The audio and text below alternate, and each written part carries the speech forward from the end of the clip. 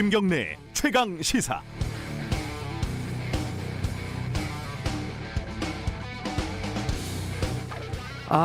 또다시 100일장이 열렸습니다. 이재용 씨의 구속으로 삼성이 얼마나 위기에 빠지게 됐는지 나라 걱정, 나라 경제 걱정을 하는 일부 애국 언론들의 글짓기가 경쟁적으로 펼쳐지고 있습니다. 10분 총수 이재용, 경쟁자 TSMC가 웃는다. 면회 시간이 10분이라서 보고를 제대로 못한다는 그런 뜻인 것 같아요. 반도체 슈퍼사이클 왔는데 한국은 이재용을 감옥에 보냈다. 삼성 잃어버린 10년 현실화. 기사들을 보면 다들 우삼성 충정이 넘쳐나기는 한데 괴이한 구석이 좀 있죠. 보통 일반적인 기업들은 위기가 닥치면은 우리 끄떡없다, 걱정하지 마라 이러는데 삼성 관계자들은 기사에서 큰일 났다, 차질이 불가피하다, 당장 망할 것처럼, 오늘 죽을 것처럼 군다는 거죠. 이거 누구 들으라고 하는 소리일까요? 이재용 씨가 1년간 구속된 기간에도 삼성은 끄떡 없었습니다. 박용진 의원 말대로 삼성을 너무 얕잡아 보는 거 아닌가요? 압권은 이재용 코로나 백신 확보위에서 출국 앞두고 있었다라는 기사입니다. 기사를 보면 이재용 씨를 구속시킨 판사가 코로나 방역에 중대한 피해를 준 신천지 교주쯤으로 보일 지경입니다. 입은 비뚤어져도 말은 바로 하랬다고, 곧 구속될지도 모르는 사람이 이런 중요한 역할을 자임하고 있었다는 게 또 문제 아닌가요? 우리가 코로나 1년을 겪으면서 배운 게 뭡니까? 뭐니 해도 거리두기 아니겠습니까? 그런데 유독 우리 언론 중에는 취재원과 거리를 두지 못하는 부류들이 있습니다. 과도하게 감정이입하고 거리는커녕 부둥켜 안고 블루스를 춥니다. 최근에 윤석열 총장 순댓국 미담, 족보 미담 등도 떠오릅니다. 전문용어로 블루스 중에서도 난리 브루스죠. 1월 20일 수요일 김경래 최강시사 시작합니다.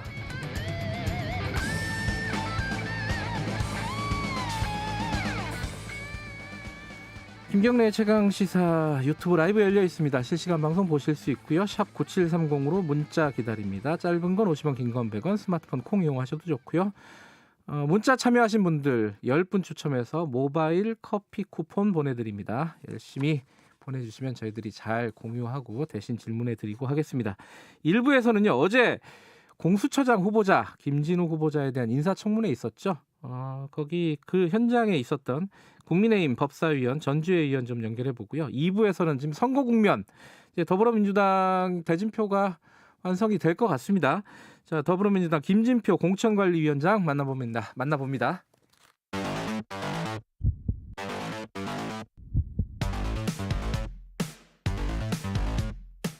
오늘 아침 가장 뜨거운 뉴스 언박싱.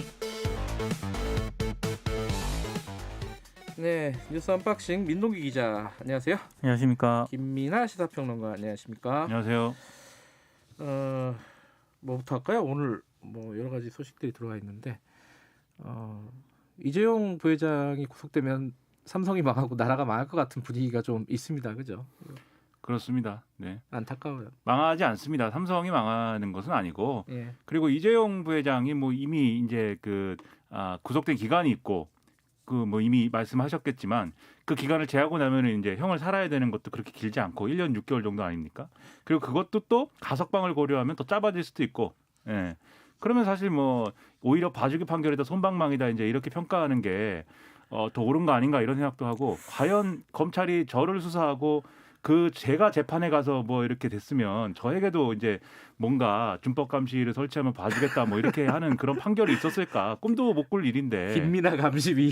네, 저를 그런 걸 생각해 볼 때 좀 잘 이해는 안 돼요. 왜 이런지. 언론 보도대로였다면 삼성은 이미 한 50년 전에 망했을 겁니다. 그리고 백신은 빨리 많이 확보하는 것이 좋습니다. 네. 백신은 자, 오늘은 이 소식부터 해보죠. 세월호 특수단이 수사 결과를 발표를 했습니다. 이게 대부분 다 무혐의가 나온 거고, 그죠? 이첩된 것도 일부 있긴 하지만은 17개 의혹을 수사를 했거든요. 예. 근데 무혐의가 12건이고요. 예. 혐의 미확인이 1건, 불구속 기소가 2건, 사건 이첩 2건 이렇게 결론을 내렸습니다. 네. 이 특수단이 윤석열 검찰총장 지시로 2019년 11월 출범을 했는데 대부분이 이제 실체가 없다고 결론을 짓고 1년 2개월 만에 활동을 끝냈습니다. 네. 그 단장이 임관혁 단장인데요. 네. 처음에 출범할 때 백서를 쓰는 심정으로 철저히 수사하겠다 이렇게 입장을 밝혔는데 네. 여기에 대해서 유가족들이 강하게 반발을 하고 있습니다. 지금 구체적으로는 어떤 사건들이 있었죠? 지금 좀 중요한 것들 몇 가지만 좀 정리해 보죠. 어떤 게 있었어요?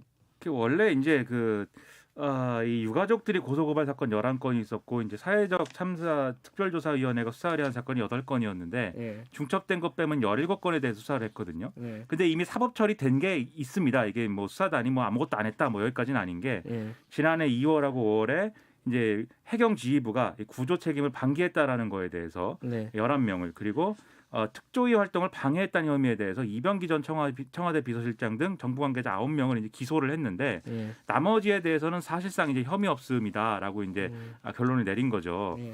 그 중에 이제 관심의 초점이었던 게 법무부가 세월호 수사팀에 외압을 행사했다 이 의혹인데요. 당시 황교안 법무부 장관. 예. 그렇죠. 이게 이제 광주지검이 이때 이제 2014년 7월달에 세월호 침몰 현장에 출동했던 목포 해경에 그 김모 전 경위에게 업무상 과실치사 혐의를 적용해서 구속영장을 청구하려고 했는데 황교안 당시 법무부 장관하고 우병우 당시 청와대 민정비서관이 그 혐의는 제외해라 이렇게 지시했다라는 의혹이었습니다. 네. 근데 여기에 대해서 이게 대검 형사과장 등에게 법무부가 그 혐의는 이제 적용하지 말라는 취지의 법리 검토 결과를 이제 좀 의견을 제시한 건 맞는데 이게 이제 위법성은 없다라고 판단했다는 게 수사단의 결론이거든요. 네. 근데 이제 이런 얘기도 덧붙였습니다. 법무부가 검찰총장을 통해서만 사실은 사건에 대해서 지휘할 수 있잖아요. 그렇죠.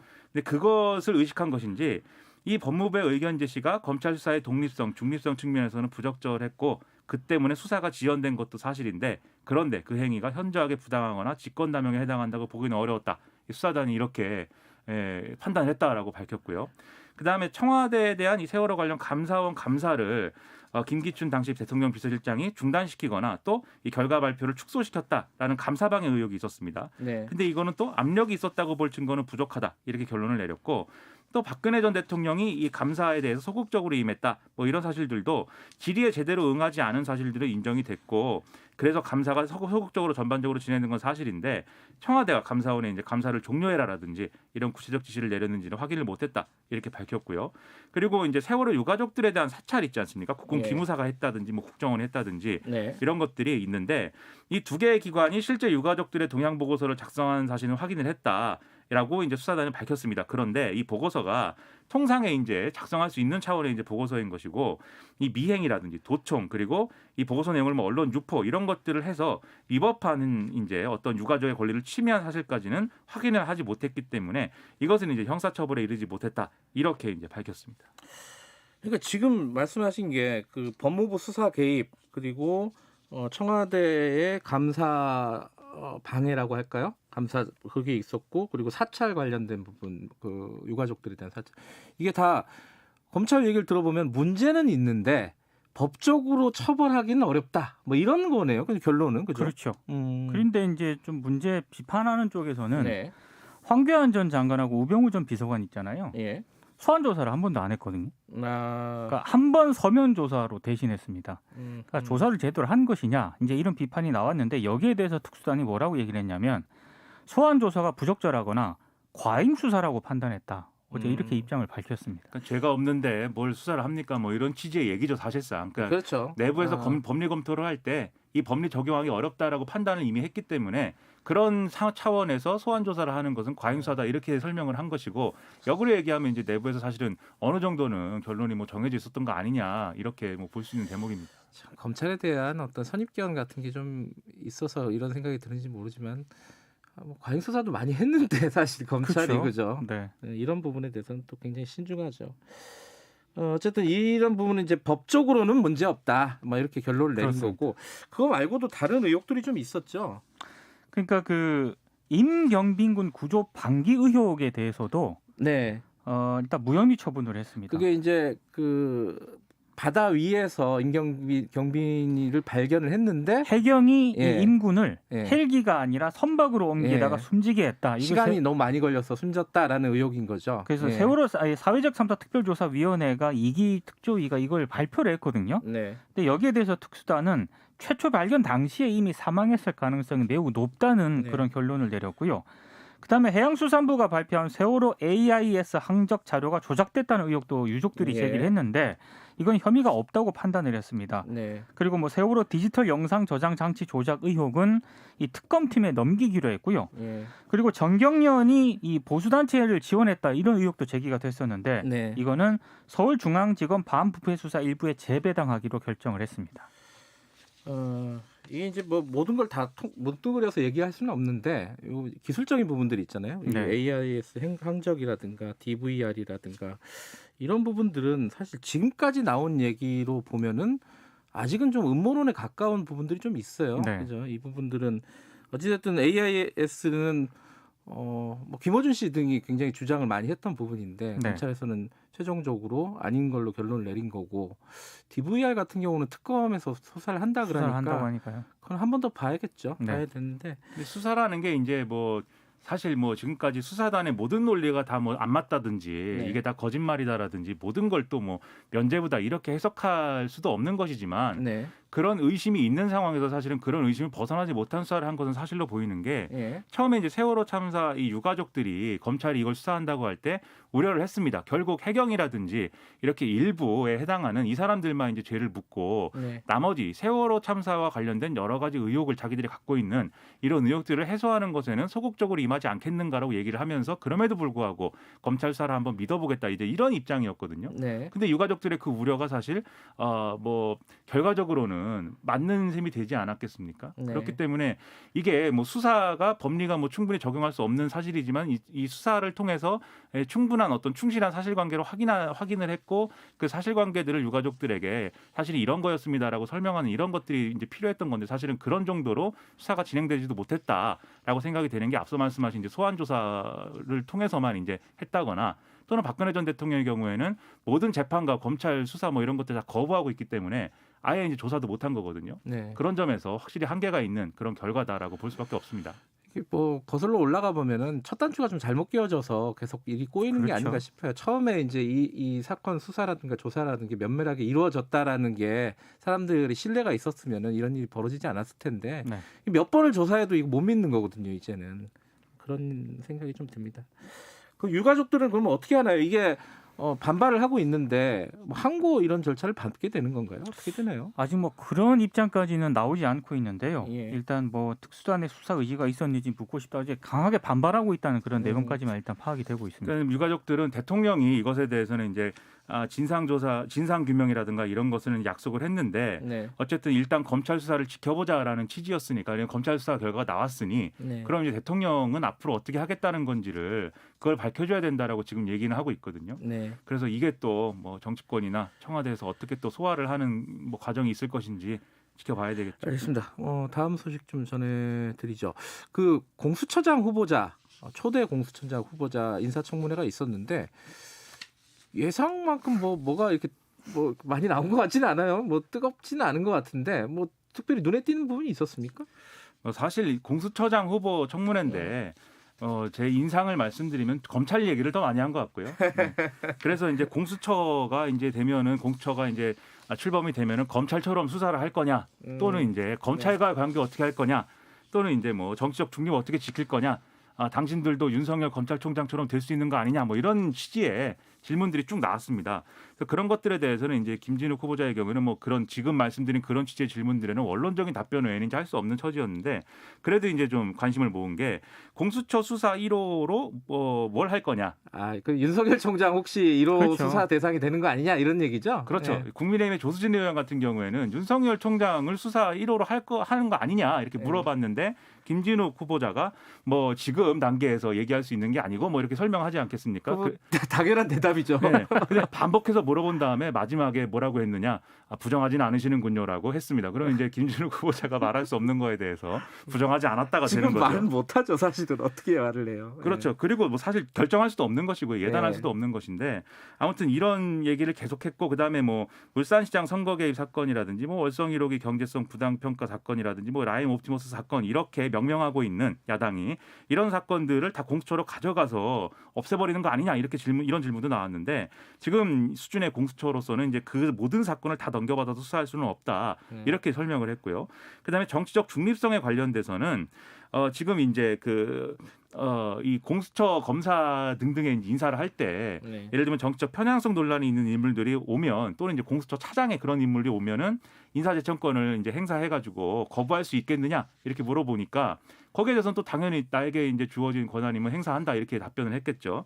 그리고 이 얘기가 있었습니다. 만약에 인사위 이제 공수처 인사위를 꾸려야 되는데 그것도 똑같이 이제 7명으로 꾸려가지고 공수처 검사 등을 인사를 하게 되는데 야당이 거기에 참여하지 않으면 당신들은 그냥 5명으로 강행을 할 의지이냐라고 장제원 의원이 물었거든요. 예. 김진욱 후보자가 야당이 협조하면 강행할 이유는 없는 거 아니냐. 뭐 최대한 뭐 협조해 주시길 바란다라고 얘기를 했습니다. 질문과 대답이 재밌네요. 네. 그렇죠. 그게 사실 야당의 속내랄까요? 뭐 그런 것들도 좀 보이는 것 같고요. 협조를 순순히 하진 않겠다. 네. 그 외에 뭐 개인 뭐 문제가 있었는데 주식을 너무 이 코로나19 진단키트 업체 주식을 제3자 배정 방식으로 취득을 했는데 이사회 의사록에는 배정 근거도 없고 그리고 이게 뭐 내부 정보를 활용한 거 아니냐 이런 의혹이 있는 거에 대해서 그런 건 아니다라는 취지를 해명했고 이해충돌 발생 가능성에 대해서는 주식을 다 처분하겠다 이렇게 답을 했고요.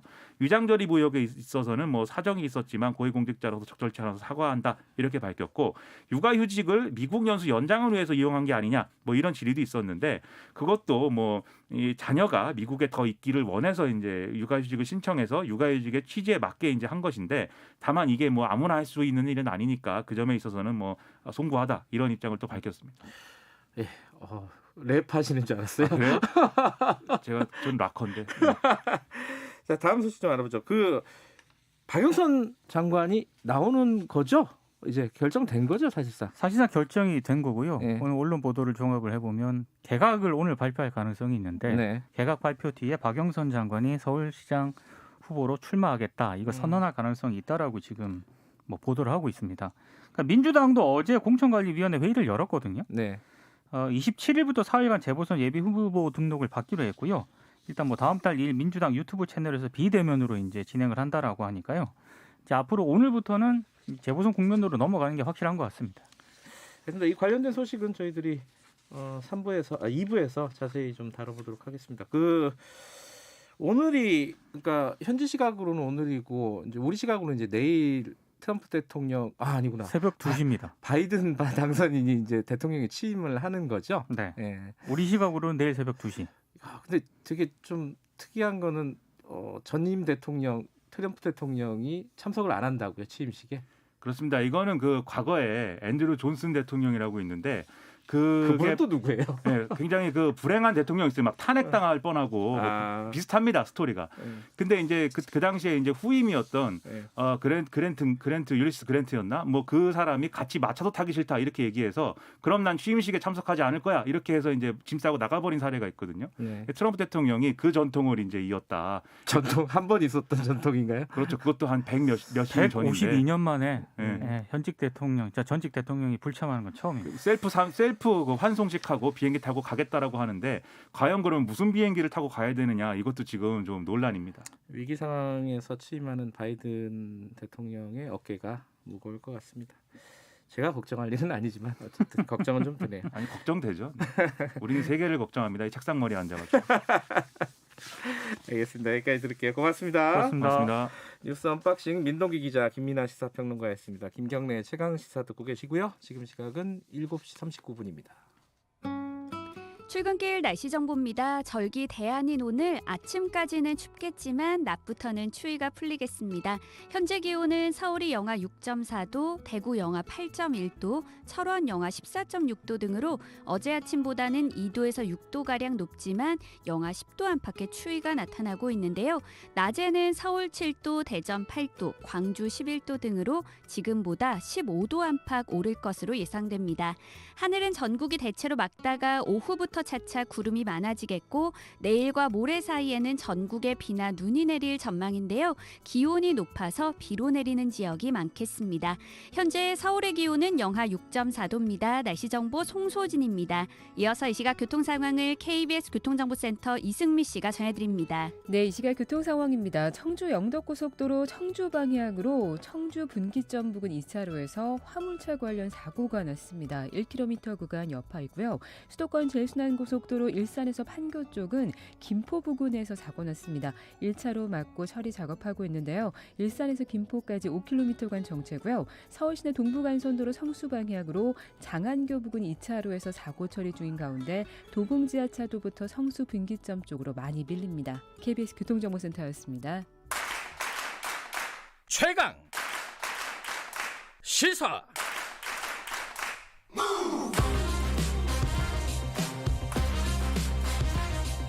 지금 여러분께서는 김경래 기자의 최강 시사를 듣고 계십니다.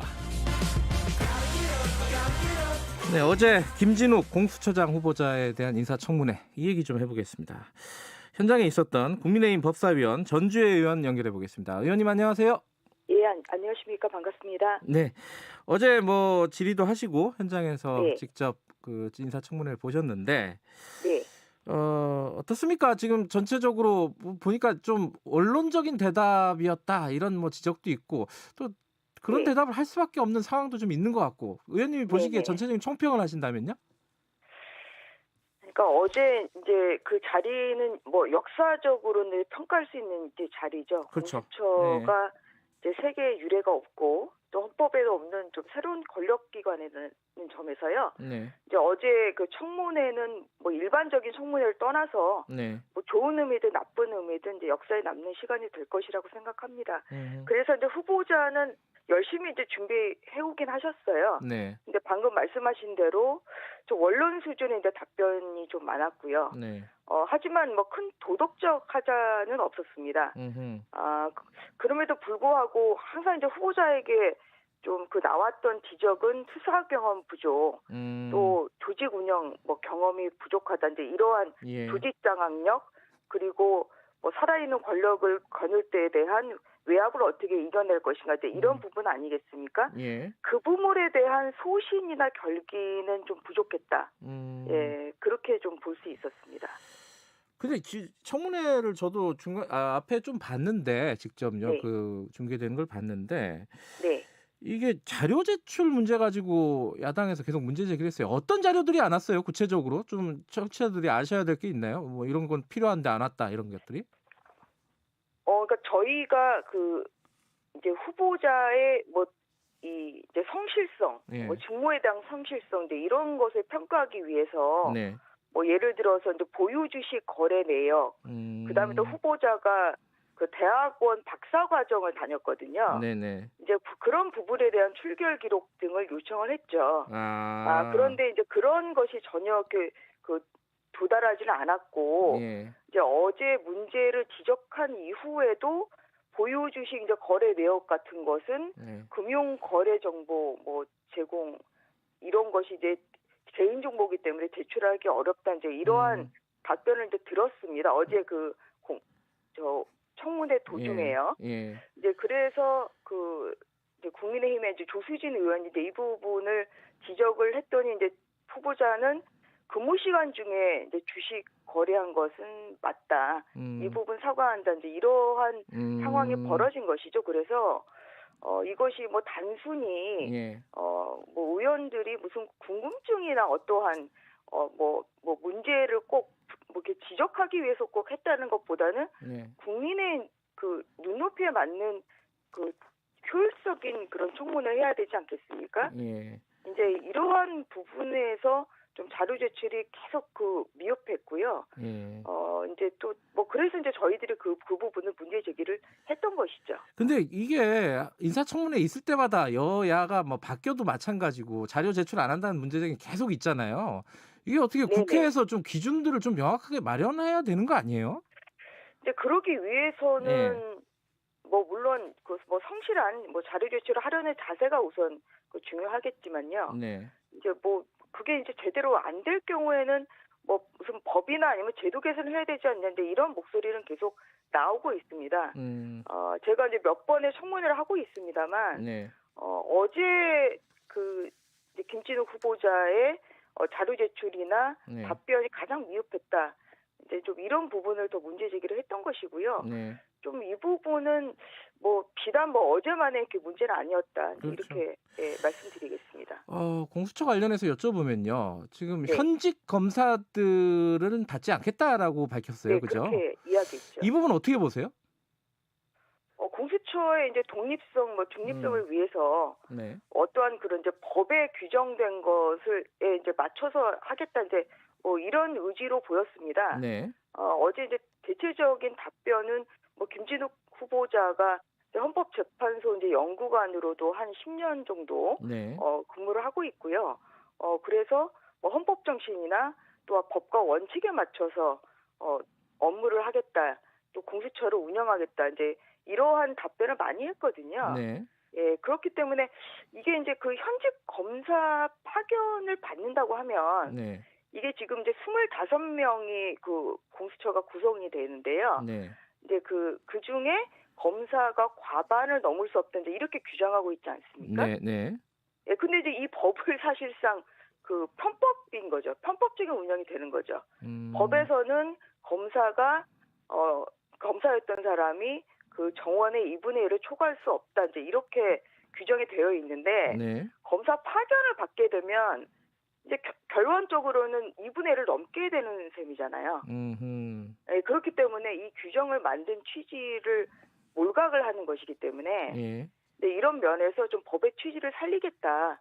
이제 어제 그렇게 답변을 한 것으로 이해하고 있습니다. 그러니까 바람직한 방향이라고 보시는 거죠? 그러면은 지금 말씀하신 것 들어보니까. 예, 그렇죠. 예. 알겠습니다. 그리고 지금 아까 그 살아있는 권력에 대한 수사 이 부분이 이제 사실 네. 국민들도 관심이 많을 텐데 여기에 그렇죠. 대한 어떤 소신이나 결기가 좀 부족하다는 말씀을 하셨잖아요. 네. 어떤 측면에서 그렇다는 거죠? 왜냐하면은 본인은 믿어달라 이렇게 그러면서 이렇게 얘기를 하는데 어떤 부분이 좀 부족하게 보이시는 거예요? 저는 제가 첫 번째 질의에 이제 했던 것이 예. 사실 공수처라는 것이 예. 뭐 잘 운영이 되면 물론 아주 뭐 공정하고 독립적으로 공직자의 비리를 이제 수사하는 그런 것이 되겠지만 네.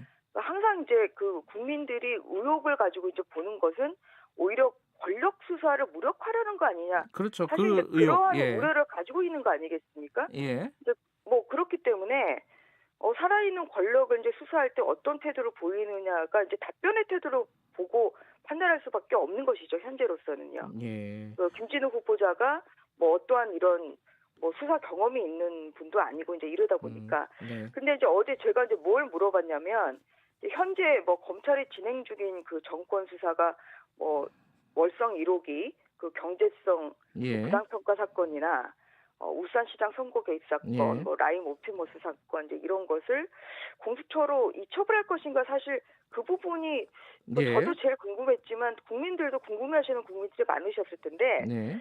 근데 이 부분에 대해서 뭐 저는 오히려 그 기대했던 답변은 이 부분은 검찰에서 뭐 수사를 좀 뭐 상당히 하기 때문에 네. 뭐 어떠한 뭐 이것을 뭐 좀 이첩을 안 하겠다 아니면 이러한 부분은 좀 부족하기 때문에 우리가 이첩을 받아서 좀 더 적극적으로 수사하겠다 이제 이러한 답변을 좀 기대를 했었던 거거든요. 예. 근데 굉장히 이제 들으셨겠지만 뭐 의연하게 대처하겠다. 뭐 여도 야도 아닌 국민편만 들겠다.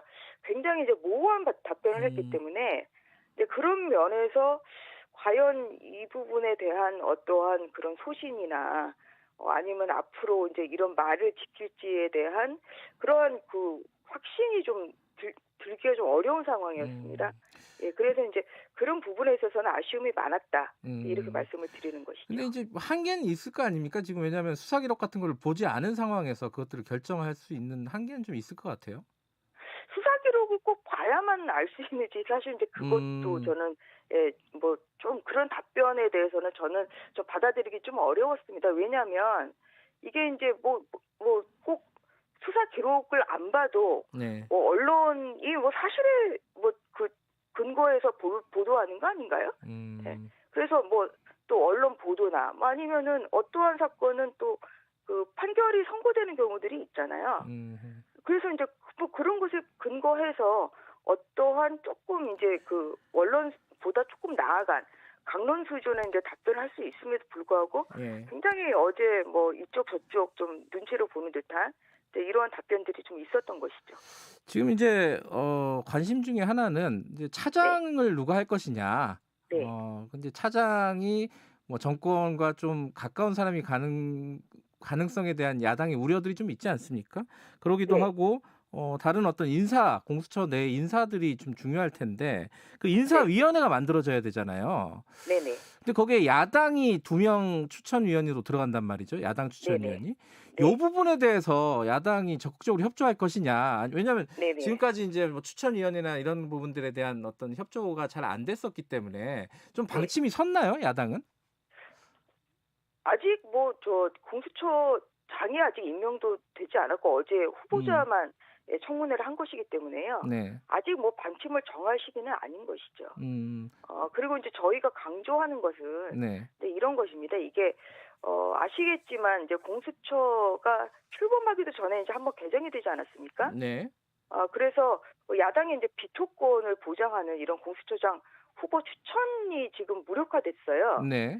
그래서 이제 김진욱 후보자에 대해서는 야당에서도 이제 반대를 했음에도 불구하고 이제 결국은 이제 후보 추천이 됐던 것이기 때문에 네. 최소한 인사위원회 구성이나 인사위원회의 운영에 있어서는 어떠한 그런 소수 의견도 존중하고 네. 또한 정말 그 여야의 좀 의견이 좀 상당히 접근한 그런 인사위원회 운영이 돼야 된다. 뭐 이것은 꼭 뭐 그 야당의 뭐 이 반대를 위한 반대인데 그런 것이 아니라 공수처의 오히려 그 견제를 위해서도 필요한 것이고요. 네. 그리고 공수처의 뭐 성공적인 운영을 위해서도 당연히 필요한 거 아니겠습니까? 야당 그렇기 목소리가 때문에 좀 반영될 수 있는 구조나 운영이 좀 보장돼야지 적극적으로 그럼요. 임하겠다 이런 말씀이신 예. 건가요? 왜냐하면 이제 어제도 나왔던 것이 공수처에 대한 견제 어떻게 하냐. 이게 저희 그 국민의힘은 그러니까 그 제1야당이 이제 빠진 상태에서 이 법안이 만들어지지 않았습니까? 네. 공수처법이요. 이제 그러다 보니까 그 법을 봐도 굉장히 부족한 부분들이 많아요. 네. 예, 그리고 좀 뭔가 입법이 좀 그 보완이 필요한 부분이 제가 보기에도 몇 부분이 보였습니다. 이제 그렇기 때문에 이제 이것이 결국은 이제 성공적으로 이렇게 운영이 되기 위해서는 이제 그런 부분이 좀 한 것이죠. 그렇기 때문에 예, 항상 좀 그 견제. 그래서 어제 견제를 어떻게 하느냐 이 얘기가 갑자기 불거져 나온 거예요. 공수처가 무소불위의 권력기가 또 될 수도 있기 때문에. 네. 그런데 이제 견제 수단이 별로 없지 않습니까? 그러면 여기에 있는 그 법문을 통한 이제 견제라는 것은 결국은 어떠한 그런 인사위원회에서의 야당의 이제 2명의 추천권 뭐 이런 걸 통해서 이제 견제가 가능하신 것이기 때문에 예, 이제 그러한 부분이 필요하다는 것이죠. 알겠습니다. 오늘 여기까지 드릴게요. 고맙습니다. 예, 수고하셨습니다. 국민의힘 전주혜 의원이었고요. 1분 여기까지고요. 2부에서는 선거 얘기 좀 해보겠습니다. 8시에 돌아옵니다.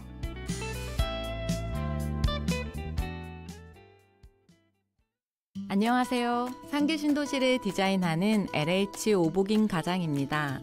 3기 신도시는 어떤 모습일까요?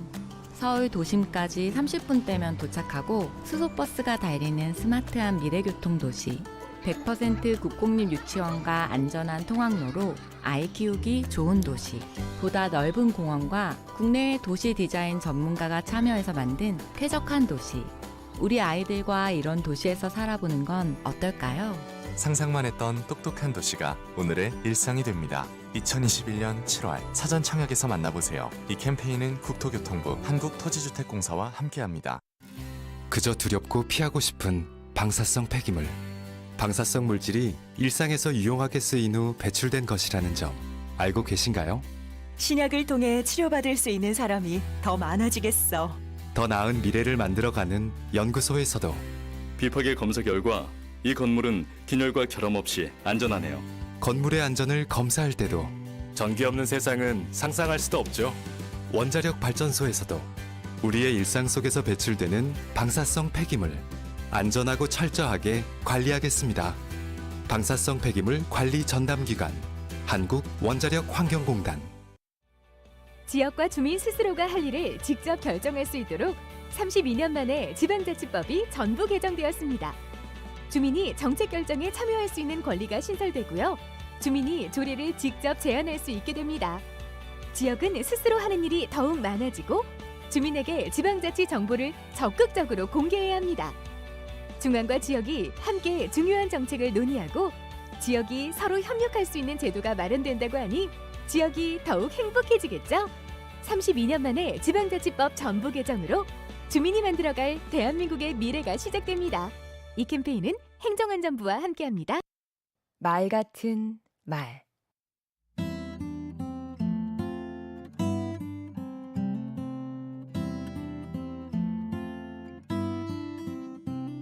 안녕하세요. 강원국입니다. 고등학교 시절 기억나는 친구가 있습니다.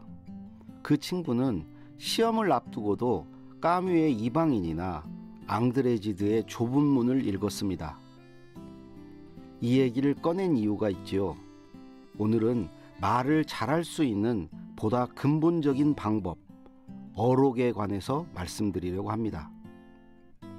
어록은 위인이나 유명한 사람에게나 해당되는 거 아니냐고요? 맞습니다. 그런데 제가 말씀드리는 어록은 이미 한 말이 아니라 할 말에 관한 것입니다. 글을 쓸 때는 쓸 내용을 찾아볼 수도 있고 쓰고 나서 고칠 수도 있지만 말은 그렇지 않습니다. 할 말이 준비되어 있지 않으면 말을 잘할 수 없지요. 말을 해야 할 때 할 말을 찾으려 하면 이미 늦습니다. 말하기의 핵심, 이 준비된 말이 바로 어록입니다. 요리를 예로 들어보겠습니다. 어떤 요리사는 요리해야 할 때마다 고기를 잡으러 나갑니다. 고기가 잡히지 않을까봐 늘 초조하고 불안합니다. 어떤 고기가 잡힐지 모르니 무슨 요리를 해야 하나 또 걱정입니다. 요리하는 일이 재밌긴커녕 두렵습니다. 이에 반해 평소에 고기를 잡는 요리사는 취미 활동처럼 고기를 잡아놓으니까 요리할 때도 고기를 고르는 재미가 있습니다. 이 고기 잡는 일이 말하기에서는 독서와 사색이고 잡힌 고기가 바로 어록입니다. 책을 읽고 동영상 강의를 듣고 사색하면 생각이라는 고기가 낚입니다. 처음에 말씀드렸죠. 시험 기간에 좁은 문을 읽던 친구는 평소 큰 그물을 들이워 놓고 즐기면서 자기 어록을 만들었던 겁니다. 강원국의 말 같은 말이었습니다.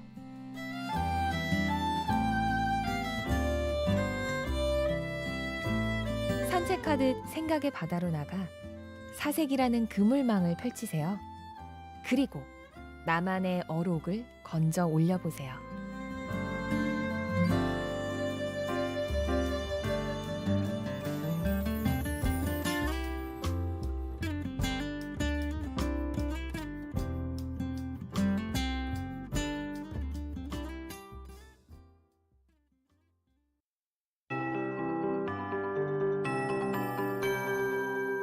KBS 58분 날씨. 추위는 아침까지만 견디면 되겠습니다. 겨울의 마지막 절기 대안인 오늘 낮에는 기온이 크게 올라서 초봄처럼 온화해질 전망입니다. 지금 기온이 어제 아침보다는 2도에서 6도가량 높지만 그래도 영하 10도 안팎까지 떨어진 곳이 많습니다. 제천이 영하 15.8도, 철원은 영하 14.7도 등을 보이고 있고요. 서울의 현재 기온은 영하 6.3도, 바람이 조금 불고 있어서 체감 온도는 영하 11도 정도로 나타나고 있습니다. 대구는 지금 영하 8도고 체감 온도는 기온과 비슷한 상태입니다. 지금은 춥지만 낮에는 서울 7도, 대전 8도, 전주 9도, 강릉과 부산 11도까지 올라서 오늘 일교차가 무려 15도 이상 벌어지는 곳이 많겠습니다. 내일부터 당분간은 예년 이맘때보다 포근한 날씨가 이어질 전망입니다. 오늘 전국이 대체로 맑다가 오후부터 구름이 많아지겠고요. 내일과 모레 사이에는 전국에 비나 눈이 오겠습니다. 기온이 높아서 비로 내리는 지역이 많겠지만 강원 산지에는 1에서 5cm 정도의 눈이 내릴 것으로 예상되고요. 토요일과 일요일 사이에는 또 다른 구름대의 영향으로 전국 곳곳에 비나 눈 소식이 있습니다. 현재 서울의 기온은 영하 5.9도, 습도는 48%입니다. 송소진입니다.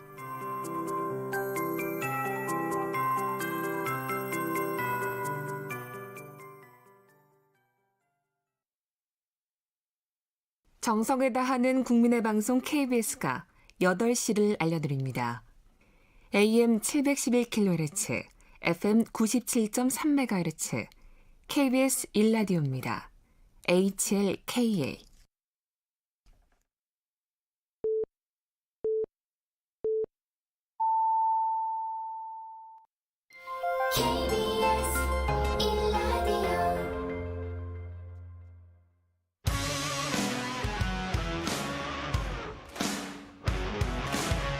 뉴스타파 기자 김경래 최강 시사.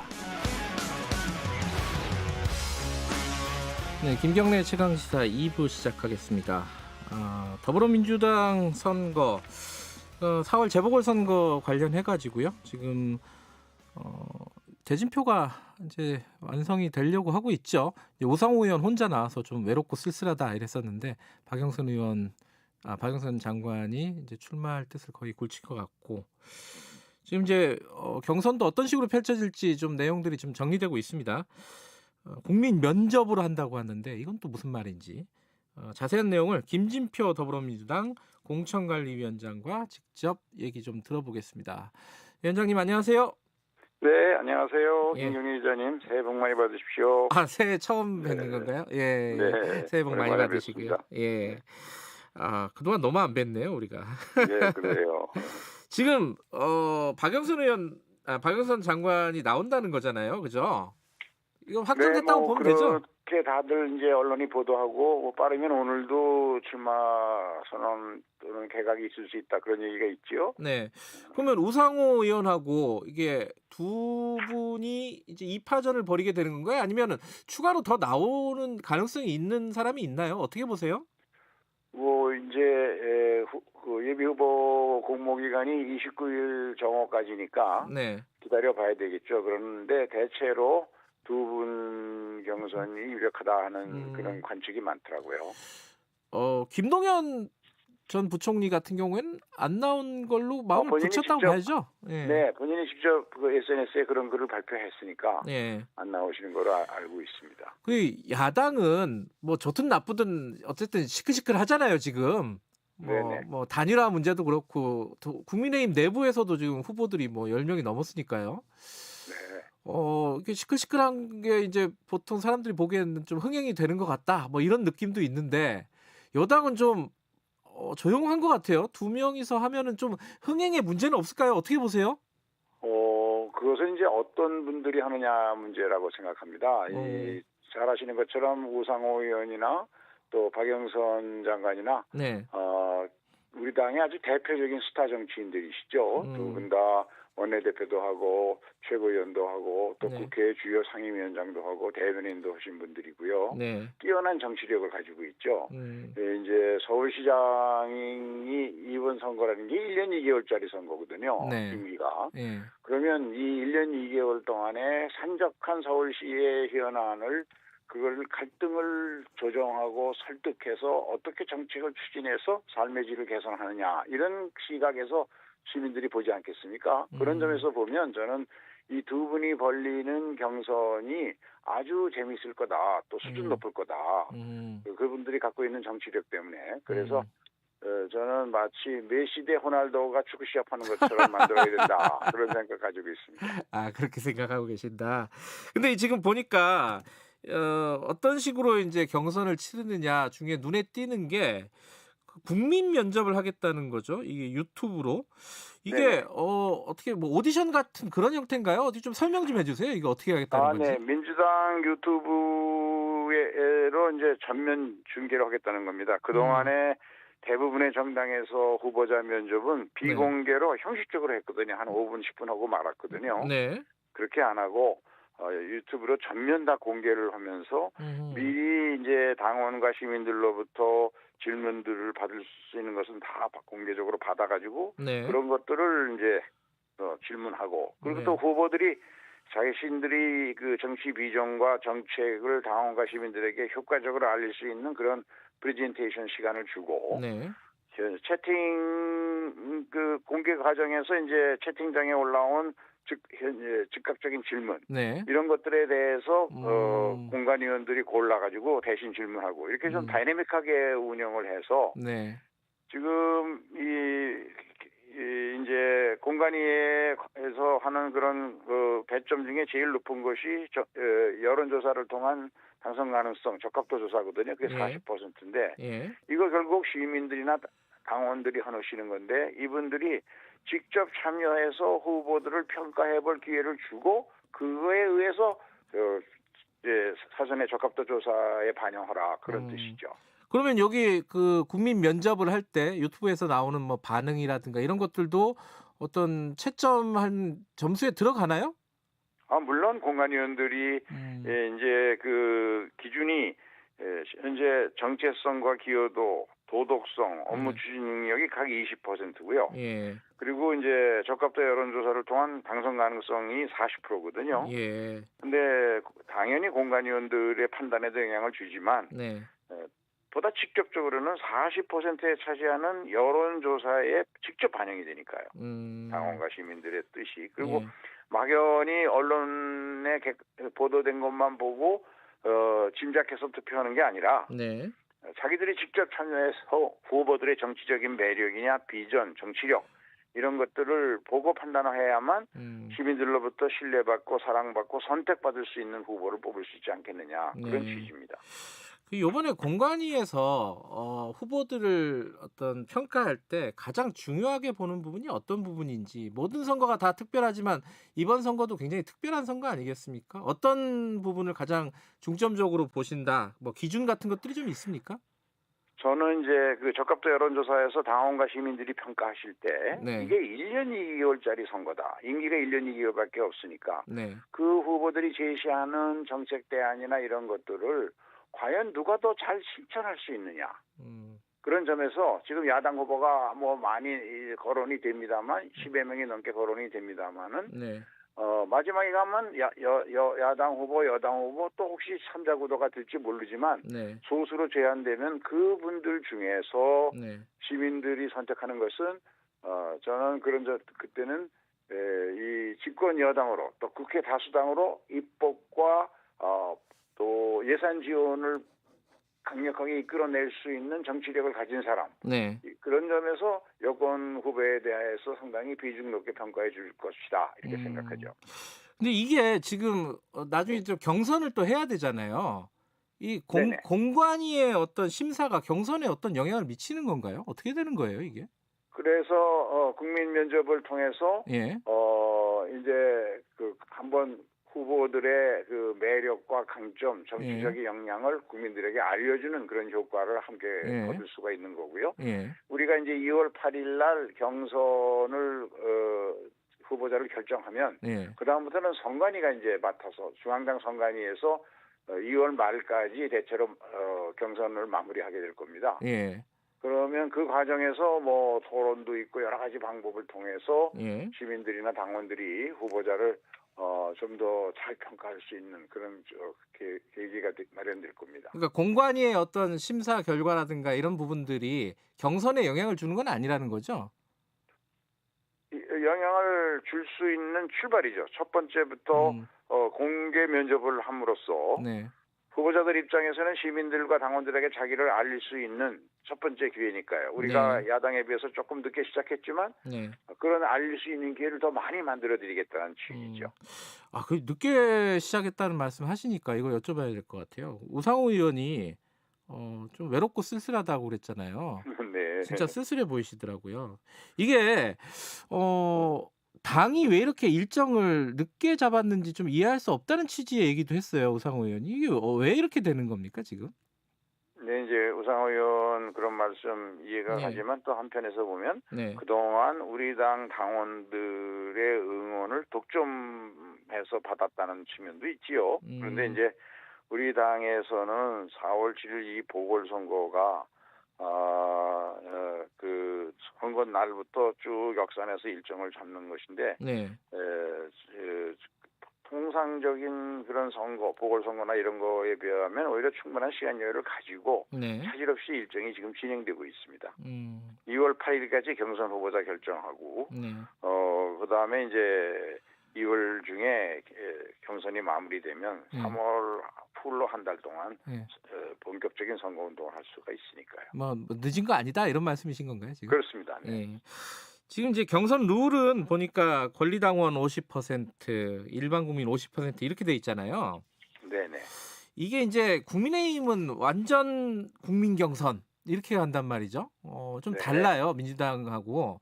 네. 당원들의 목소리라든가 이것을 많이 높인 형태가 되는 건데 상대적으로 보면은 이런 특별한 이유가 있다고 봐야 될까요? 어떻게 보세요? 그거는 이런 차이가 있습니다. 네. 우리 당과 국민의힘은 당원 숫자가 비교가 안 될 정도로 우리 당이 많습니다.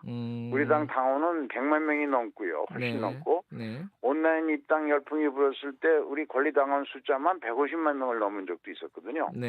작년 전당대회는 크게 쟁점이 없는 전당대회인데도 권리당원 선거인단만 80만 명에 이르렀습니다. 그런데 작년 전당대회에 나타난 득표 성향을 보면 권리당원들의 의사와 여론조사의 결과가 크게 차이가 안 납니다. 그건 우리 권리당원 숫자가 워낙 많기 때문에 바로 민심이 당심으로 일치했다는 것이죠. 그래서 국민의힘이 완전 국민경선 방식을 채택하더라도 실제 후보 선정에 참여하는 국민의 숫자는 우리 당이 훨씬 많을 겁니다. 그거는 왜냐하면 2019년 2월에 자유한국당 시절이죠. 그때 국민의힘 전신 자유한국당이 전당대회 할 때 당원 수가 36만 명이었고요. 실제 투표한 당원은 모두 11만 명에 불과했거든요. 근데 우리 당이 작년에 전당대회 할 때 권리당원만 80만 명이고 투표한 숫자가 33만 명입니다.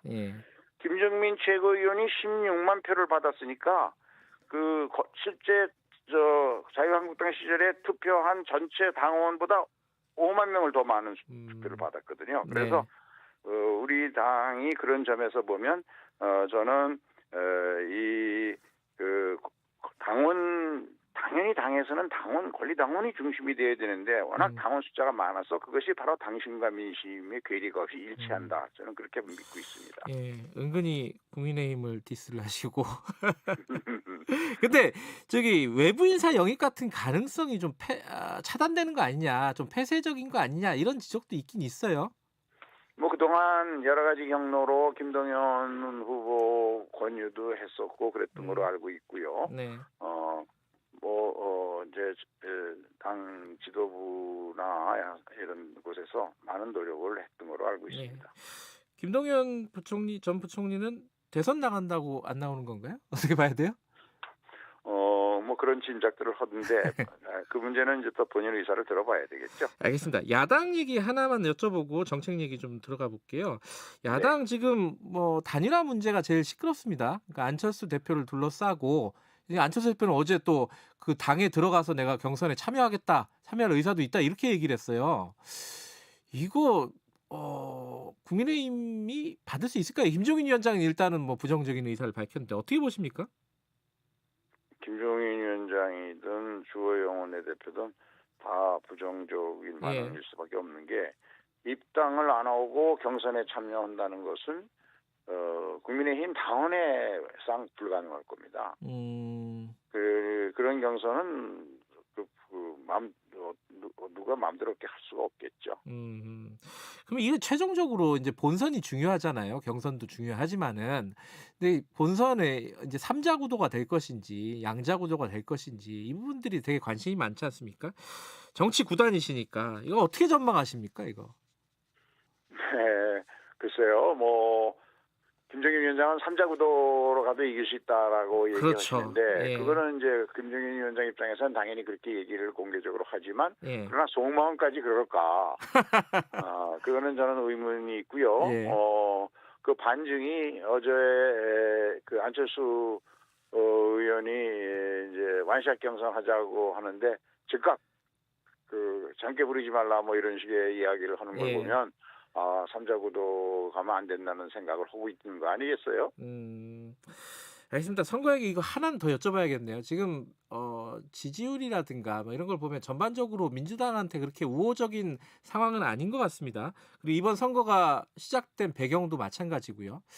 좀 어려운 선거가 될 것 같다는 전망이 지배적인데 공관위원장으로서 이번 선거 어떤 전략으로 국민들에게 호소하실 건지 이 얘기 하나 듣고 다른 얘기로 가죠. 네, 사실 어려운 건 사실이고요. 그러나 네. 또 생각해 보면 작년 4월 총선도 1월 달 생각할 때는 우리 당에게 아주 불리하다 것이다라고 생각을 했었죠. 네. 정치는 생물이라 늘 변하는 것인데 네. 집권 여당의 입장에서 가장 중요한 서울시와 부산시의 후보를 내지 않을 수가 없고 네. 그런 점에서 또 이제 이번 선거의 특성이 1년 2개월 임기 시장을 뽑는 거거든요. 네.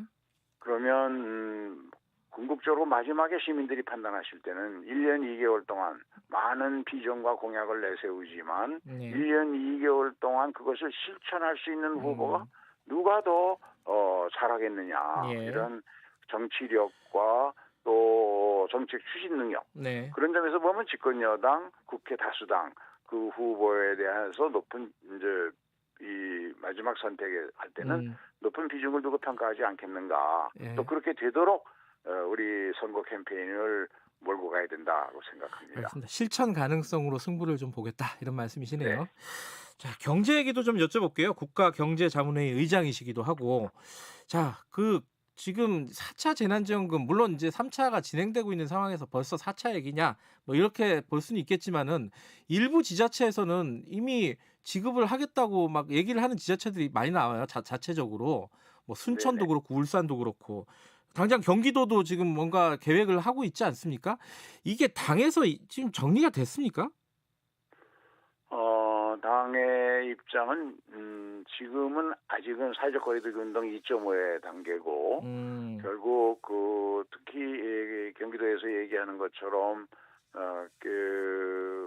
모든 도민들에게 다 획일적으로 똑같이 나눠주는 네. 그런 형식의 재난지원금은 결국 소비 진작을 위한 것인데 네. 5인 이상 못 만나는데 네.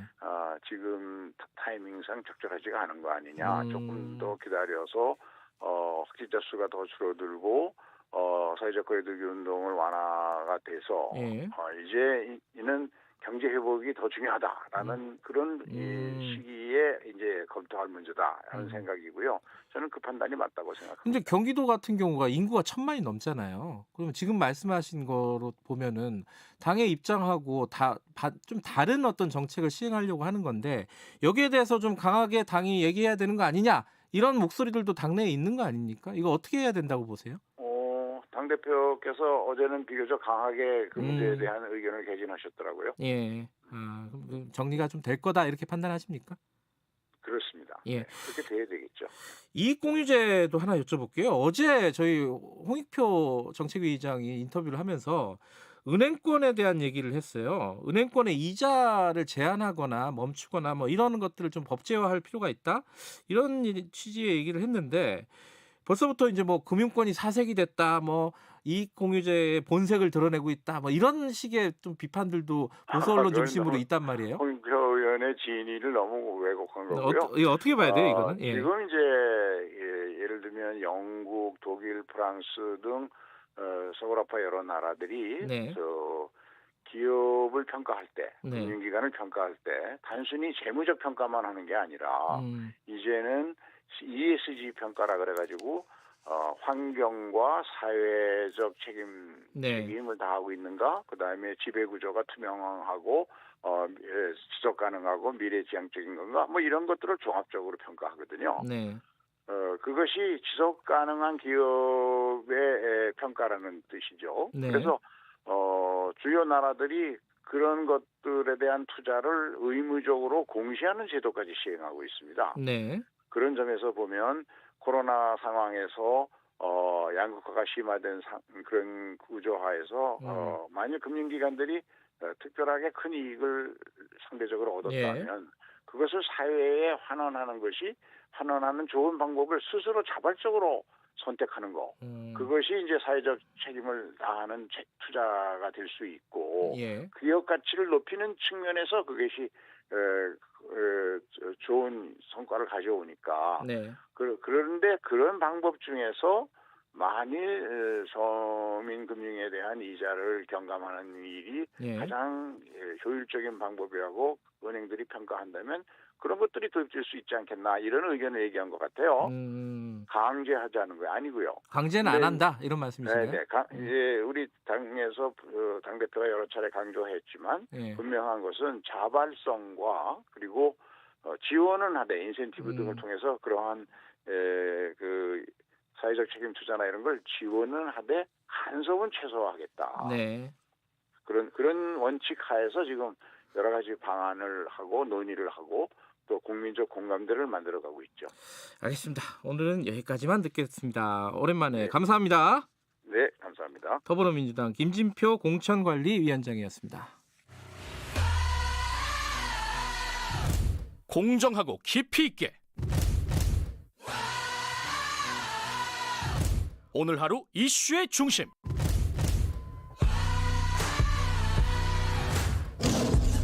김경래의 최강 시사.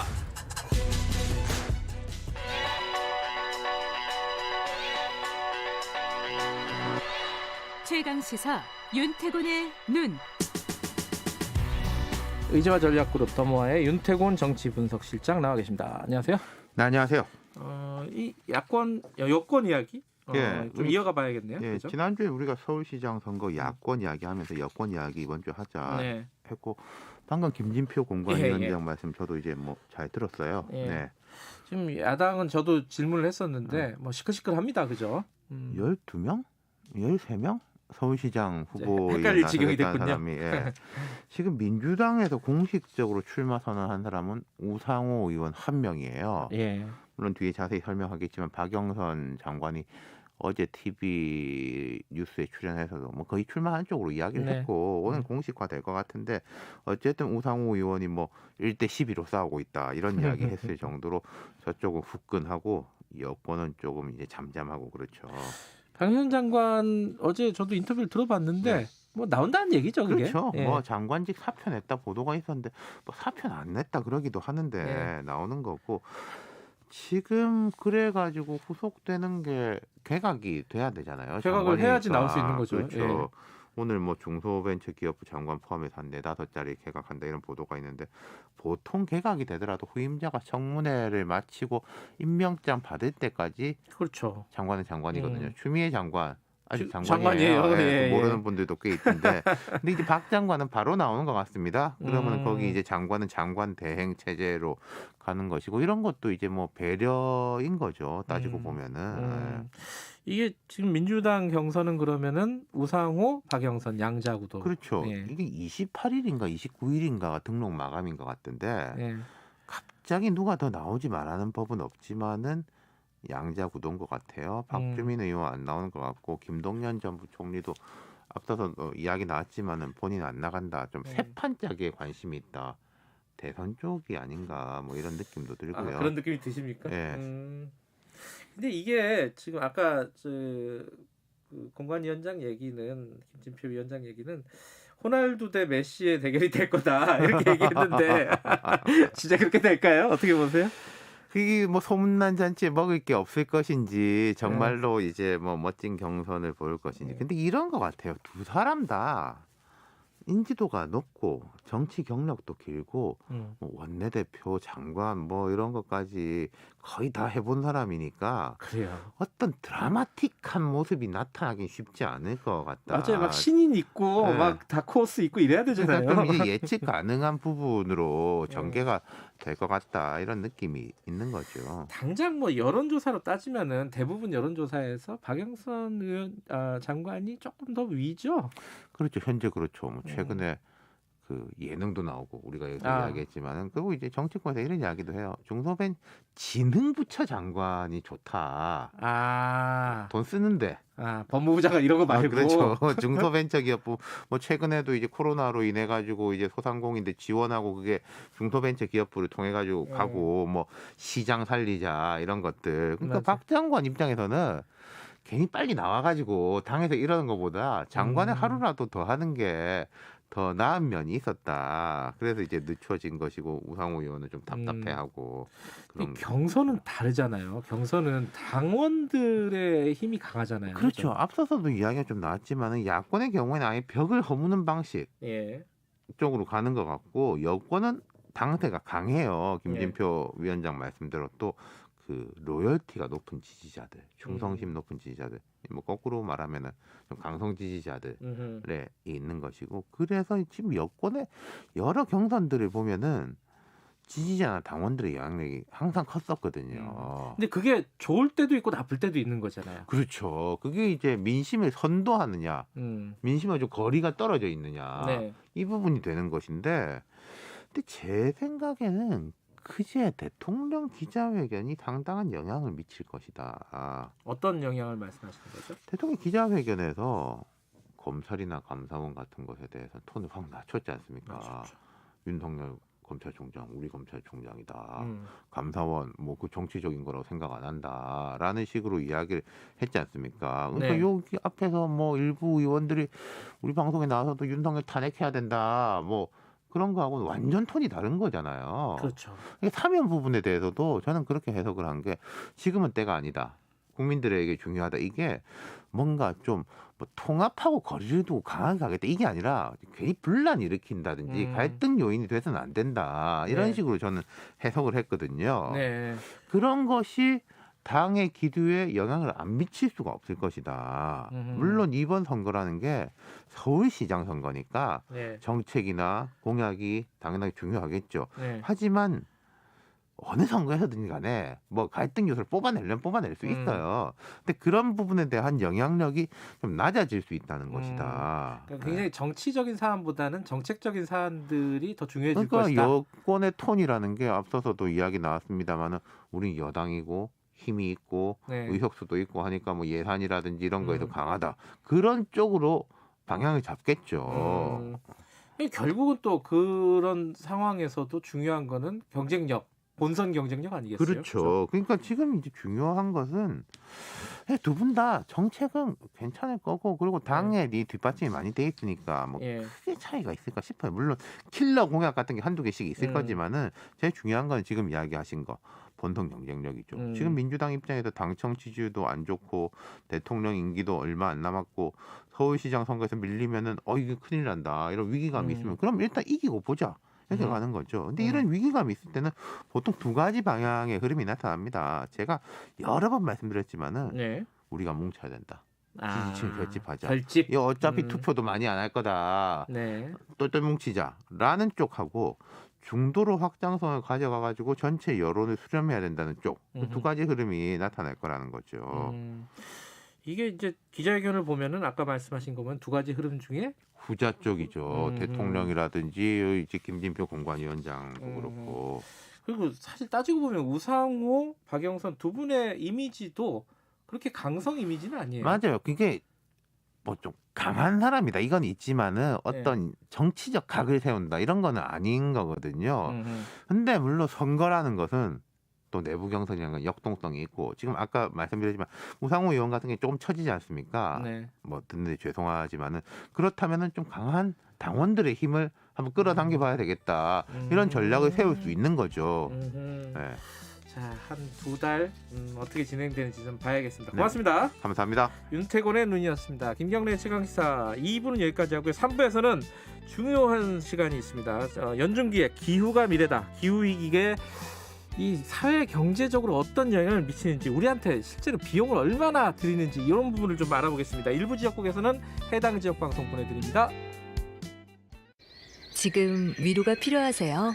저는 당신의 지친 삶에 대자연의 위로를 선물하는 농어촌입니다. 자연의 청정함이 그리우세요? 저는 온실가스와 미세먼지를 잡아 지구를 지키는 농어업입니다. 건강한 먹거리를 고집하시나요? 저는 7천만 한반도의 건강한 먹거리를 책임지는 농어민입니다. 국민을 위해 아낌없이 주는 나무. 농어업 농어촌은 국민 모두가 지켜야 할 가장 위대한 유산입니다. 이 캠페인은 대통령 직속 농어업 농어촌 특별위원회와 농림축산식품부, 해양수산부가 함께합니다. 요즘 속 터지고 그렇습니다. 답답한 뉴스만 머리가 아프다. 아이고 지끈지끈해 그런 사람들 있지 않습니까? 그러면은 주진우 라이브 들으시면 저희가 정리 잘 해드릴 테니까 걱정 마시고요. 자, 일로 오십시오. 주진우 라이브로 코로나 시대 시사 매일 오후 5시 5분 주진우 라이브. 2021년 새해에는 이런 뉴스가 들렸으면 좋겠습니다. 코로나19 신규 확진자 한 달째 영영 기록하고 있습니다. 이번엔 쟁점 법안이 여야 합의로 통과됐습니다. 우리나라 경제 성장률 5%를 달성했습니다. 희망찬 소식을 전하는 그날까지 시사본부가 함께하겠습니다. 평일 낮 12시 20분 오태훈의 시사본부. 지금 시각은 8시 30분입니다. KBS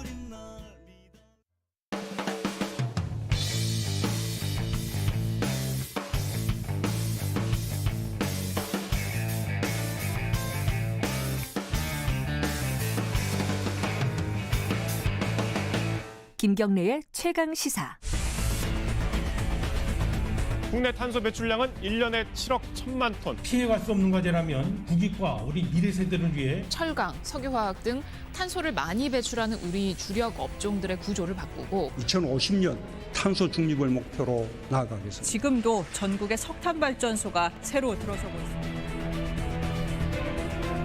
최강 시사 연중 기획 기후가 미래다.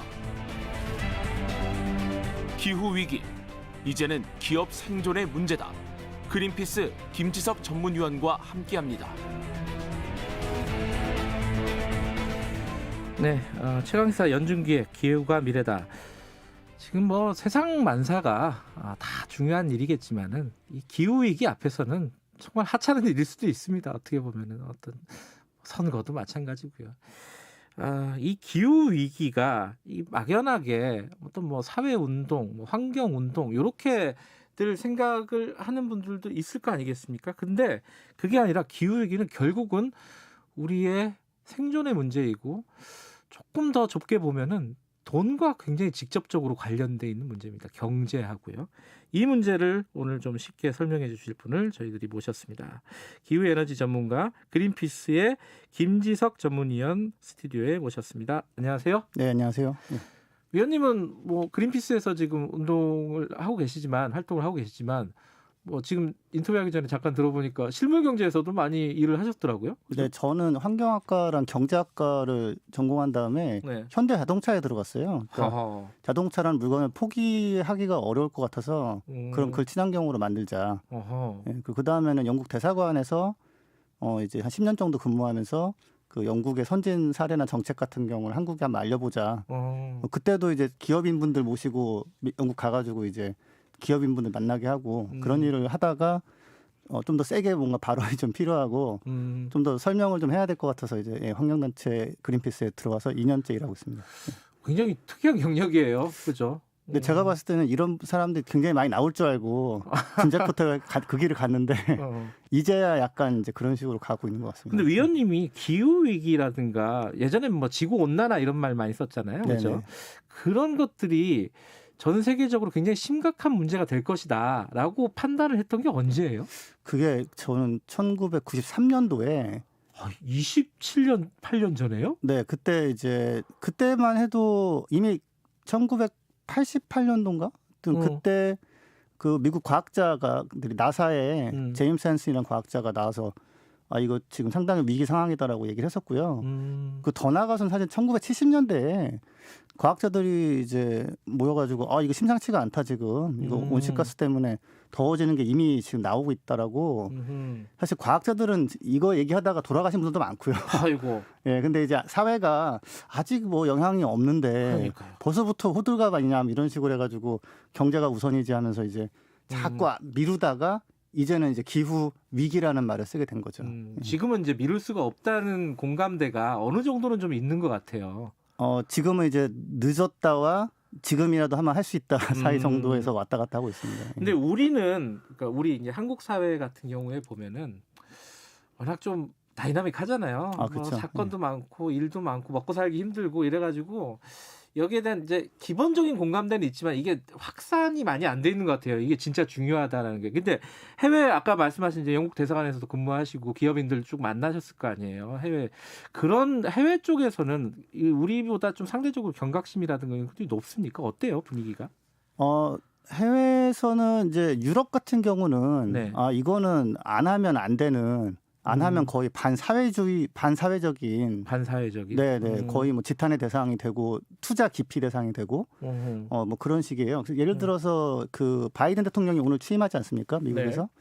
근데 미국 석유협회에서 기후 정책과 싸우겠다 우리는 석유 업체들의 그러겠죠. 자기들의 이익을 대변하기 위해서. 네. 그러니까 프랑스의 그 석유 회사인 토탈이라는 데가 탈퇴를 해버렸어요. 그 협회에서요? 네네. 그러니까 이익을 대변하는 과정에서 뭐 지구가 박살나고 뭐 해도 우리는 이익만 대변하겠다 이런 데는 자기들이 소속이 될 수 없다라는 거죠. 작년인가 폭스바겐이 독일 자동차 협회를 탈퇴하겠다고 또 한 적이 있습니다.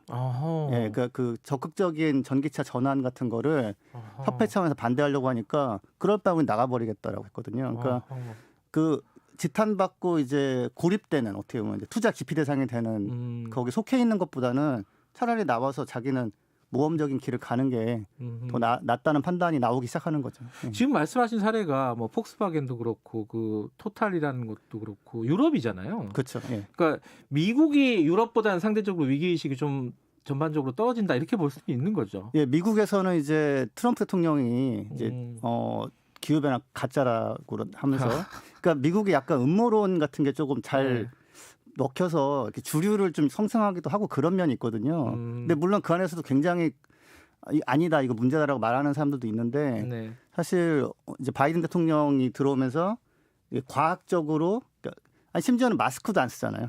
미국에서 그 트럼프 대통령 지지자들은 마스크도 안 쓰거든요. 맞아요. 뉴스에서 많이 봤어요. 네, 그래서 이제는 마스크 쓰고 과학에 따라서 대응하겠다는 대통령이 취임할 거고 아침에 제가 보니까 미국 상공회의소라는 곳이 있거든요.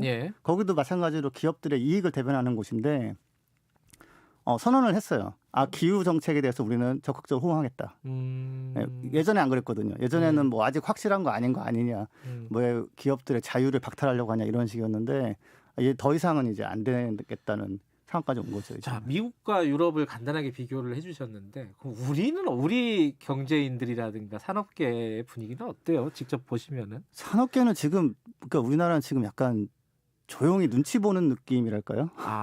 예, 그러니까 하나 재미있는 게 이제 일본에서는 뭐 일본이 잘하는 것도 있고 못하는 것도 있지만, 일본에서는 소니를 중심으로 해가지고 100개인가 300개 정도의 그런 기업들이 정부에 공식으로 건의를 하고 있는 게 있어요. 뭐냐면 그 재생에너지, 태양광 풍력을 중심으로 하는 그런 에너지의 사용을 지금 정부 목표는 2030년에 22%에서 4%인데 너무 낮다. 40에서 50으로 늘달라. 기업들이 오히려요? 기업들이 나서 그러고 있습니다. 지금.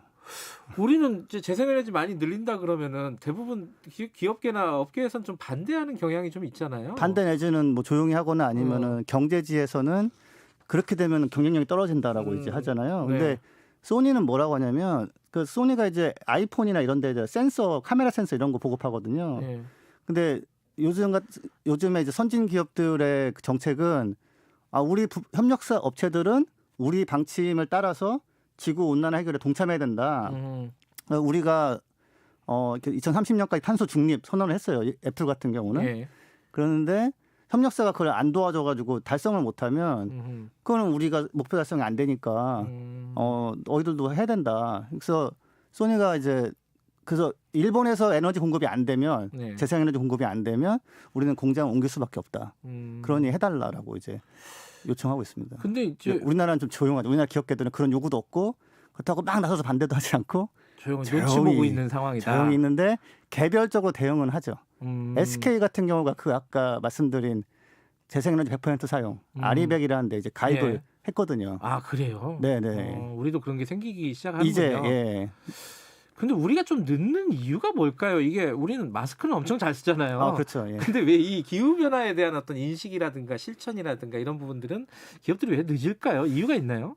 사실 기후변화 대응이 뭐 당장에 뭐가 막 돌아오는 건 없거든요. 당장에 비용은 좀 들어가고 되게 좀 어색하기도 하고 그런데 근본적으로는 기후변화를 대응하는 게 비용을 높여서 경제에 악영향을 준다라는 그런 좀 약간 오래된 인식이고 지금은 약간 반대되는 인식이 이미 약간 자리를 잡아버렸기 때문에 이제 거기서 머무르고 있는데 제가 이게 들은 바로는 조용히 모여서 지금 공부하고 있다고 합니다. 지금 이거 우리 대응 안 했는데 이거 만만치 않은 것 같다면서 이제 공부를 하고 있는데 약간 좀 늦고 너무 조용하죠. 지금 약간 속된 말로 좀 간보기 하고 있는 단계군요. 우리 기업들은 눈치 보고 네. 있는 단계. 네. 그런데 지금 그렇게 눈치만 볼 수 없는 게 벌써부터 뭐 유럽 같은 데서는 미국도 마찬가지고요. 탄소 국경세라는 것들을 만들겠다. 네네. 이게 이제 일종의 관세잖아요. 그렇죠. 네. 근데 이게 만들어지면은 어떻게 되는 거예요? 무역이라는 게? 그러니까 이제 예전에는 철강에서 뭐 수출이 되면 네. 뭐 혹시 덤핑 같은 거 있나 뭐 그런 거 정도 확인하고 그렇죠. 그다음에 이제 품질 확인한 다음에 그냥 이제 팔 수 있었는데 예. 이제는 일단 이거 만들 때 이산화탄소 얼마 나왔습니까? 이렇게 물어보는 거죠. 어허. 철강 같은 경우는 잘해도 지금 현재 공정으로는 1톤 만들 때 2톤의 이산화탄소가 나오거든요. 철강 1톤을 만들 때 이산화탄소는 2톤이 나옵니다. 예. 눈에 안 보여서 그렇지 엄청나게 날아가거든요. 예. 그래서 이제 그러면은 이제 근데 뭐 계산해보고 오케이 그러면은 1톤당 뭐 한 4만 원이니까 8만 원 내고 파시려면 파시고 마시려면 마세요 이렇게 하는 거죠. 그 탄소 배출량에 따라서 세금을 부과해 버리겠다. 네, 그렇죠. 예. 그 수입을 할 때 네, 우리나라 네. 물건을 수출을 할 때 그쪽에. 네, 네. 그래서 그렇게 되면은 우리는 절대적으로 불리하게 된 거잖아요. 준비가 잘 안 돼 있으니까. 그러니까 철강 같은 경우를 말씀드리면 예. 그냥 사실 좀 고만고만합니다. 왜 해외 사례들도 거의 똑같은 다 공정을 쓰기 때문에. 근데 여기서 이제 수소 환원 공정이라고 태양광 풍력으로 물을 분해해서 만든 전기로 물을 분해해서 수소를 만든 다음에 수소랑 태광석이랑 이렇게 해서 잘 이렇게 공정을 하면 그게 이제 철로 변하게 되는 게 있어요. 석탄을 뭐 태워서 그런 게 아니라 그렇게 하면 이산화탄소가 한 95% 정도 줄거든요. 그러면은 처음에는 고만고만해서 다 탄소 국경세를 때려 맞고 비싸게 팔던지 못 팔던지 이러고 있을 때 짜잔 하면서 이제 저는 성적서 보십시오. 거의 안 나왔습니다. 그러면은 그러면은 그냥 무사 통과예요. 그냥 그쪽이 좀 유리해진다. 해외 기업이 훨씬 유리해지죠. 예, 그래서 좀 놀란 게 제가 자꾸 일본 기업 말씀드리는데 미쯔비시 중공업이 작년 말에 자기는 오스트리아에 이미 그 수소 환원 공정을 쓰는 그러니까 약간 소규모긴 하지만 그 공장을 지금 거의 만들었고 올해 가동을 시작한다고 하는 거예요. 예, 그러면은 이제 완전히 그 경쟁력에서 완전히 차이가 나버리는 거죠. 미쯔비시는 전자 회사잖아요. 미쯔비시가 뭐 중공업도 하고 있고. 철강도 있고. 그러면은 우리나라 주력 뭐 업종 중에 이 탄소 국경세가 만들어지면 가장 타격을 입을 업종, 철강을 말씀하셨고 또 어떤 게 있어요? 하고 지금 석유 화학이 또 꽤 많거든요, 우리나라가. 그렇죠. 예, 석유 수입해다가 이제 정유해가지고 갖다 파는데 정유 쪽도 상당한 타격을 볼 수 있는 걸로. 그러니까 근데 사실 한편으로는 그나마 탄소 국경세를 막고 팔 수 있을 때는 좀 좋은 시절로 아마 기억될 겁니다. 그건 무슨 뜻이에요? 왜냐하면 지금 전기차가 지금 이제 새로운 표준으로 지금 보조금도 받고 하면서 여러 가지 지원 받고 있는데 전기차로 지금 다 바꾼다는 계획이거든요. 그렇게 되면은 사실 석유 제품 중에서 그런 휘발유나 디젤은 갈 곳이 없죠, 사실은. 이게 뭐 탄소세가 중요한 게 아니라 아예 팔 곳이 없어지는 상황이 될 수도 있다. 일단은 탄소세가 있고 그 다음에는 석유화학 같은 경우는 이제 갈 곳이 없어지는. 근데 지금 이제 말씀하셨듯이 계속 눈치 보고 있는 상황이라고 하는데 그러면은 뭔가 정부에서 강하게 좀 드라이브를 한다든가 리더십을 좀 발휘해야 되는 부분들이 있는 거잖아요. 우리 정부의 정책이라든가 이거 평가를 하면 어떻습니까? 제가 정부도 아까 마찬가지로 약간 눈치 보다가 정부도 눈치 보고. 근데 청와대에서 작년에 이제 탄소 중립 선언을 하면서 근데 제가 그 전에 환경부에서 정책 만들 때 들어갔었거든요. 자문위원으로. 그래서 참 뭐 그때 너무 스트레스 받는데 분명히 앞으로 이쪽으로 가는데 네. 뭐 국내 전문가라는 분들이 자꾸 옛날 얘기하시면서 네. 자료도 막 5년 전 거 들고 와가지고 이거 보라고 선진국도 안 한다고 그래서 사실 허송세월하고요. 네. 이제 뒤늦게 청와대에서 탄소 중립이라고 선언을 하고 네. 지금은 막 준비를 하고 있다고 하는데 네. 뭐 올해 상반기에는 계획도 로드맵도 나온다고 하고요. 근데 다만 조금 더 이렇게 좀 적극적으로 해야 되는데 뭐 기재부나 이런 데서 좀 반대가 많고 그러니까 자꾸 기존의 경제 체계가 흔들릴 거에 대해서 너무 그걸 크게 보고 앞으로 이제 다가올 태풍은 그냥 안 올 수도 있지 않을까 뭐 이런 기대를 좀 하는 그런 느낌입니다. 예. 보통 얘기하는 좀 나이브하다 뭐 그렇게 볼 수 있는 건가요? 그렇죠. 예. 예를 들어 한전 같은 경우는 지금도 석탄 발전소를 원래 석탄 발전소가 퇴출 1순위거든요. 예. 근데 그거를 이제 짓고 있으니까 이미 아직도 수출도 하고 그죠. 예. 그랬다가 또 투자자들한테 편지 받았잖아요. 예. 아니 여러분 뭐 하시는 거니까 이게 이런 식으로 하면 투자 못 합니다. 이미 네덜란드 연기금이나 노르웨이 그 국부펀드 같은 경우는 투자를 철회해 버렸어요. 더 이상 당신들의 주식과 채권을 들고 있을 수가 없다. 그래서 처분했는데 처분하고서 주가가 또 떨어졌죠. 그러니까 기피 대상이 되는 거예요. 투자 기피 대상이. 그러면 2050 로드맵을 달성을 하려면은 좀 서둘러야겠다라는 생각은 드네요, 그죠? 그러니까 사실 모두가 다 늦었거든요, 너무. 예, 근데 이제는 달리려고 하는데 달리니까 난 걸어볼까 이러면은 이제 계속 거리만 멀어지는 거죠. 알겠습니다. 뭐 확실히 이제 현장에 계셨던 분이라서 업계 얘기를 들어보니까 피부에 와 닿는 것 같아요. 이게 진짜 우리한테 다 닥친 문제구나, 먼 미래의 문제가 아니라. 앞으로도 계속 저희들도 관심 갖고 좀 지켜보겠습니다. 네, 이게 그냥 뭐 태풍이나 이런 것 전에 기업 평가 면에서 굉장히 앞으로 좀 태풍이 올 것 같습니다. 왜냐하면 제대로 안 하는 기업은 투자를 안 하거든요. 그래서 그런 부분 좀 주시해서 보시면 좋을 것 같습니다. 진짜 태풍도 위험하겠지만 이 업계 경제에 불어닥칠 태풍 이거 굉장히 위험하다 이런 말씀이시네요. 알겠습니다. 감사합니다. 네, 감사합니다. 그린피스 김지석 기후에너지 전문위원이었습니다. 김경래 최강시사 듣고 계시고요. 지금 시각은 8시 46분입니다. 이 시각 교통 상황입니다. 올림픽대로 하남 쪽으로 세 군데나 돌발 상황이 있습니다. 노량진 부근 4차로에 화물차가 고장으로 서 있고요. 반포대교 부근과 한남대교 부근에서 사고 처리 중이라 여의하류에서 한강대교, 동작대교에서 한남대교 쪽 정체가 심하고요. 이전 행주대교에서 성산대교 쪽 이동도 어렵습니다. 강변북로 구리방향 자유로 행주대교부터 반포대교까지 1시간 넘게 걸리고 있습니다. 동부간선도로 성수방향은 노원교에서 사고가 있던 장안교까지와 군자교에서 용비교까지 밀립니다. KBS 교통정보센터에서 이승미였습니다.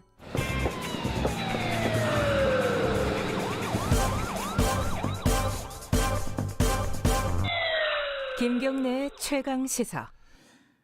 정인이 사건, 이 비극적인 사건이 우리 사회에 던져준 여러 가지 숙제가 있습니다. 이 아동을 어떻게 보호할 것인지 이런 부분에 대한 근본적인 어떤 대책을 마련해야 된다 이런 숙제를 우리한테 주고 있는 것 같은데 이 얘기가 조금 뭐랄까요 입양을 중심으로 약간 펼쳐진 부분이 있습니다. 그래서 입양을 꺼리게 되는 이런 좀 부작용을 좀 나타내는 것 같아요. 실제로는 사실 아동학대나 이런 것들이 친부모 가정에서 더 많이 일어나거든요. 비율로 보면은 입양 가정들 입양 절차들도 사실상 멈춰 있는 상태래요 지금. 입양 가정을 좀 연결해서 입양의 현실적인 얘기 좀 들어보도록 하겠습니다. 입양 2년차 가정이십니다. 유보연 선생님 연결되어 있습니다. 선생님 안녕하세요. 네, 안녕하세요. 세상에서 가장 예쁜 딸을 가슴으로 나 2년째 키우고 있는 유보연입니다. 예, 입양 절차가 그럼 다 마무리돼서 이제 건강하게 잘 가족을 이뤄서 잘하고 있는 거죠, 그죠? 네, 맞습니다. 19년 8월에 이제 입양 허가 판결을 받고 모든 절차가 끝나서 행복한 가정 생활을 하고 있습니다. 지금 몇 살이에요? 자녀분이? 네. 입양한 네. 자녀분이? 지금 35개월 이제 곧 있으면 36개월 4살 됐습니다. 아, 네. 그렇군요. 완전 좀 신생아 때 입양을 하신 케이스군요, 그죠? 아니요. 저희 아이는 네. 15개월 때 저희 15개월? 집에 왔어요. 네. 2살 때. 자, 오늘 이제 뭐 사실 입양 관련된 여러 가지 문제나 절차나 뭐 궁금한 게 굉장히 많은데 최근에 네. 벌어진 일들에 대한 일들을 좀 중심으로 여쭤볼게요. 네네. 대통령 기자회견에서 입양 관련된 발언이 좀 있었는데 그게 뭐 약간의 오해도 있었고 발언의 실수도 네. 있었고 이랬던 것 같아요. 네, 입양한 이후에 좀 바꿀 수 있는 뭐 그런 것들을 대통령이 언급을 하면서요. 네. 그 얘기 들으시면서 어떤 생각이 드셨습니까? 이제 사실 이제 그 정인이라는 이름을 네. 이야기하는 것조차 좀 많이 가슴이 아픈데요. 네. 이제 장시 사건이라고 말을 할게요. 네, 이제 그게 낫겠네요. 예. 네네. 슬픔을 이제 추스르기도 전에 이제 네. 대통령님 그런 발언을 듣고 이제 두 번의 멘붕이 온 거죠. 처음에 말씀하셨던 것처럼 이게 입양 문제로 바라볼 사안이 아니고 이제 아동학대로 봐야 되는데 마치 입양에 문제가 있었던 것처럼 입양 가정에 대한 방문 횟수를 늘리겠다, 조사 과정에 뭐 주변인 방문을 필수로 하겠다 이런 말씀을 하셔서 이제 멘붕이 왔는데 이걸 이제 추스려야지 하고 있는데 이제 월요일 날 네. 이제 사전 위탁제도 관련 발언이라고 해명하셨지만 네. 뭐 입양에 대한 전혀 이해나 입양 전제 위탁제도가 어떤 제도인지 전혀 모르신 상태에서 하신 말씀인 것 같아서 그게 사실 이제 너무 화가 나더라고요. 이제 저 같은 경우에도 아이를 입양하기로 결정한 그 순간부터 내 아이가 되더라고요. 그런 이제 신비한 경험이라고 할 수 있는데 그런데 이제 내 아이를 바꾼다? 뭐 배 아파 낳은 자식을 힘들다고 안 맞는다고 다시 뱃속에 들여보낼 수 있는 게 아니잖아요. 네. 네, 이제 뭐 적절한 비유가 될지 모르지만 이혼해야지 하면서 결혼하시는 분들이 없는 것처럼 예. 네, 아이를 뭐 바꿔야지 이런 생각으로 입양하시는 분이 없잖아요. 근데 이제 사실 이제 저희 아이는 어려서 그렇지만 조금 큰 아이들이 있어요. 초등학교 네. 고학년이라든지 이런 아이들은 이 기사를 봤을 거 아니에요. 그러면 내가 바뀔 수도 있는 아이였어? 이런 생각까지 들면서 상처받았지 않았을까 너무 가슴 아프더라고요. 네. 근데 이게 사전 위탁 제도라는 게요. 그러니까 네. 입양 절차를 완료하기 전에 쉽게 말해서 이제 점검을 서로 해보는 거잖아요. 네네. 그리고 선진국들에서는 또 일부 시행을 하고 있는 나라들도 꽤 있다고 하고 그리고 좀 네. 부적합하고 부적격한 어떤 보호자는 좀 걸러낼 수 있는 시간이나 기회가 될 수도 있다고도 하고 그래서 이제 정부나 이쪽에서 추진을 한다는 건데 뭐 지금 말씀하신 거 들어보니까 좀 부정적인 측면이 더 많다는 생각이신 것 같아요? 어떤 게 부정적인? 사전 위탁 제도에 대해서? 아니요, 이게 사실은 이제 네. 어떤 이게 제도나 법이든 그게 생겨나게 된 취지나 목적이 중요하잖아요. 그렇죠. 이게 사실 이제 입양 전제 위탁 제도가 생겨나게 된 가장 큰 이유는 네. 이제 아이랑 부모의 안정적인 그리고 빠른 애착 관계 형성을 돕기 위함이었거든요. 네. 이제 그 애착 관계가 잘 형성되는 게 아이 평생의 삶을 좌우할 만큼 중요한 부분인데 네. 아시다시피 아이들은 정말 빠르게 성장하잖아요. 네. 하루가 다르게 네. 커가는데 6개월, 생후 6개월 정도만 돼도 낯가림이 시작되는 시기인데 네. 이게 이제 2012년 입양특례법으로 바뀌면서 이제 가정법원의 심사와 판단 또 입양 허가까지 정말 오랜 시간이 걸리거든요. 네. 이제 저희 같은 경우도 입양 기관에서 처음 상담을 받고 법원에 신청한 서류가 들어가기까지 6, 7개월 걸렸고요. 그 이후에 또 법원 판결까지도 5개월 더 걸렸어요. 네. 1년 정도 소요돼서 아이를 이제 실제로 저희 아이가 됐는데 네. 아이들 애착 형성에 가장 중요한 시기가 6개월 전후라고 알고 있어요. 그런데 네. 이렇게 이제 법원 절차 마무리되기까지 워낙 오랜 시간이 걸리기 때문에 그 적기를 놓치게 되잖아요. 그럼 아이의 평생의 삶에 영향을 줄 텐데 네. 그래서 생겨난 게 이게 제도적 장치가 없어서 시행된 게 바로 입양 전제 위탁 제도라고 예. 알고 있어요. 예. 네, 이제 분명한 거는 이제 대부분 이제 법원에서 신청 서류가 들어가기 전에 엄격하게 이제 부모 자격 심사나 뭐 일차적으로 그런 게 이루어진다고 알고 있거든요. 네. 그래서 이제 법원에서 부결되는 경우는 정말 없다고 하더라고요. 이제 그렇게 진행되는 입양 전제 위탁 제도라서 저는 부정적으로 보지 않고 있고요. 이제 보다 아이들이 빨리 따뜻한 가정의 품 안에서 적응하고 네. 잘할 수 있는 제도라고 생각이 듭니다. 근데 이제 그 기간 동안에 사전 위탁 제도 기간 동안에 서로 좀 네. 마음이 안 맞거나 이러면은 뭐 아이를 바꿀 수 있거나 뭐 네네. 이런 것들을 보장하는 제도로 활용되는 거는 반대하신다는 뜻인가요? 그러면은? 네, 그렇죠. 이제 사실 그러니까 제가 아는 선에서 네. 이게 예비 입양 부모들이 취소하곤 하는 일은 거의 없고요. 이제 반대로 그 이제 친생 부모 쪽에서 네. 그 기간 동안에 내가 다시 키우겠다라고 하면 네. 다시 이 아이를 친생 부모한테 돌려보내야 한다고 해요.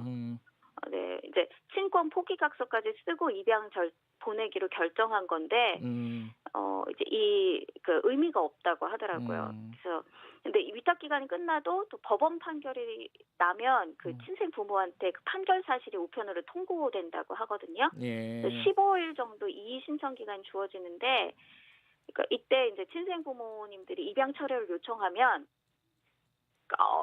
할 수 없이 정말 이렇게 아이를 그 친생 부모한테 돌려보내야 되는데 그동안 이제 아이나 부모나 이제 내 부모다 내 자식이다 이렇게 알고 키우고 있었는데 생리배로 맞게 되는 거죠. 네.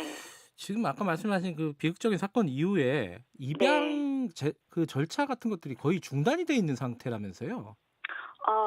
네, 이제 제가 알고 있는 이유는 이제 두 가지 정도인데요. 네. 하나는 이렇게 이제 이게 입양 쪽으로 이슈화가 되다 보니까 네. 이제 예비 입양 부모님들이 위축되는 거죠. 그래서 하려고 했다가도 이제 주저하게 되는데 실제로 한 예비 입양 부모는 그런 말씀하시더라고요. 이번 일 통해서 이게 주변 사람들 특히 이제 가족분들이죠. 친정이나 뭐 시댁에 계신 분들 어른분들이 야 이런 상황인데 입양을 할 수 있겠냐? 네가 그 정인이처럼 안 되게 키울 자신이냐? 이런 말씀 실제로 하셨다고 해요. 이제 그리고 또 하나 지연되고 있는 이유는 그러다 보니까 이제 그 입양 기관에서 이번 일 관련해서 각종 부처나 뭐 국회의원분들 언론사에서 뭐 취재 요청이나 문의 전화 자료 요청 이런 걸 해서 업무가 마비됐대요. 그런 그래서 있군요. 이제 그러다 보니까 지연되고 있다고 합니다. 지금 말씀하신 대로 입양 가정에 대한 편견들이 좀 생길 위험들이 좀 있었습니다. 이번에 지금 그 입양을 실제로 해서 아이를 키우는 분 입장에서 뭐 청취자분들에게 한 말씀 좀 해주시죠. 네, 이제 사실 이제 이런 일을 통해서 가장 피해라는 표현은 좀 그렇지만 이제 어려움을 겪는 게 아이들이 아닐까라는 생각이 들어요. 네. 실제로 이제 초동생이나 그 이상의 자녀들의 경우에는 지금 친구들하고 있는 단톡방에서 그런 얘기들이 오간대요. 뭐 입양 부모는 살인자다, 입양 아이들 불쌍하다 이런 톡들이 오고 가는데. 그러다 보니까 아이들이 자신이 입양되었다는 사실 친구들이 모르는데 되게 두렵다고 이야기하기도 하고요. 또 이제 아이들이 상처받고 편견 속에서 살아가게 되지 않을까 걱정이 되고, 네, 또 하나는 좀 이번 사건을 통해서 그 따뜻한 가정을 만나야 될 아이들이 네, 계속해서 이제 미뤄지고 있는 상황. 네, 그런 게 알겠습니다. 입양 2년차 가족 유배연 선생님과 얘기 나눠봤습니다. 오늘 말씀 감사합니다. 네, 감사합니다. 김경래 최강기사 오늘 여기까지 하겠습니다.